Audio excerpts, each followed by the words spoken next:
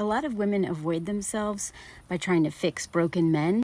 I certainly used to do that, and I almost lost my life over it. But, like a lot of people, I have to learn everything the hard way, apparently. And after that, I realized that the most important thing I can do in terms of being a better friend, a better sister, a better daughter, a better everything is to stop enabling men, to stop trying to fix men, because all of that is really tied to my own sickness, which is chronic codependency. And I believe that chronic codependency is just as deadly as any addiction, because I've done so many things and put myself in danger so many times in order to please men, to not rock the boat, to get them to like me, to try to control or manage their anger.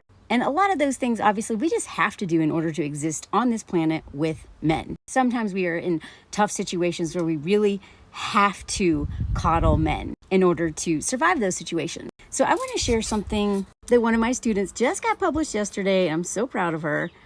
I'm going to tag her, so go give her a follow. She started making content recently, and this is her story for the HuffPost about how basically her journey of learning to stop making men the main character of her life and her just like the sidecar. So I'm going to show you one more time. Brenda Lynch, she goes by Twirling Text. Now, honestly, for me, I personally think I'm going to be unlearning this crap till the day I die. But I am pretty far along in my journey, but this video game literally never ends though, right? And this week has actually been a really hard week for me, just between men continuing to harass me, continuing to stalk me, and sending me crazy things because of those videos about men's hobbies, and I got so triggered. And then just the recent stuff that's happened in the last couple of days, I personally got very triggered. My nervous system was really not, and I mean, yesterday I had a panic attack on the bus, and my husband had to come get me an hour and a half to come and get me, because I'm way too sensitive right now, which is why I am trying to not make content about my own life for a few days or about things too personal to me. And that's why I wanted to share this. I'm on private still, so hopefully people will actually see this video. But I really wanted to share my student's piece. I'm really, really proud of her. She worked so hard on this. It's her very first big published essay. So please go give it a read. And I think it's very relatable because so many of us have unknowingly recreated the trauma of our childhood in our romantic relationships. And we have unknowingly put ourselves in the position to be harmed. Sometimes we don't put ourselves in those positions, right? I'm not trying to victim blame here. Men are constantly putting us in danger.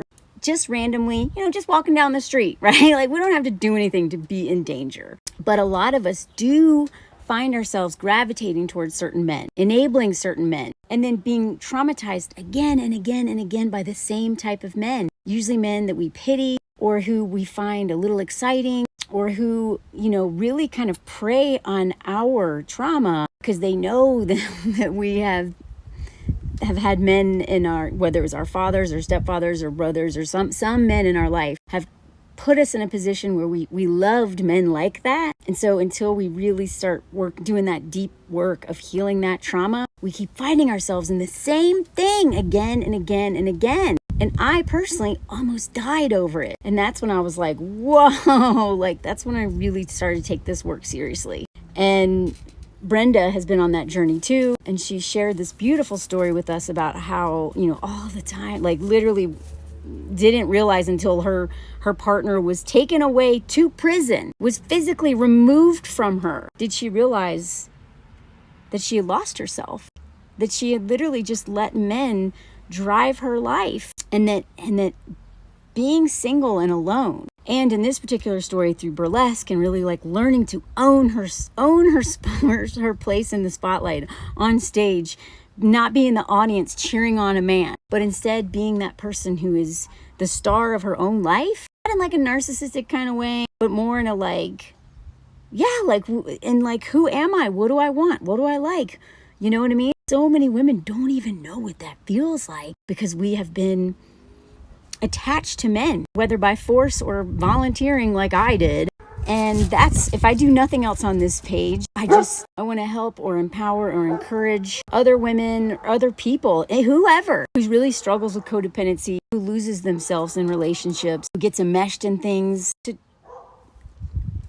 come into their own, to find themselves. Because it's really hard to know who you are, what you like, what you love, what you think, what you believe in when you're exhausted from taking care of someone else, especially a broken, oftentimes abusive man. Please go give it a read and share. Again, this is the title. Share with anyone who you think might really get something from this. Great job, Brenda. I'm so proud of you. Also, this woman is hilarious and a great writer. Expect to see more from her.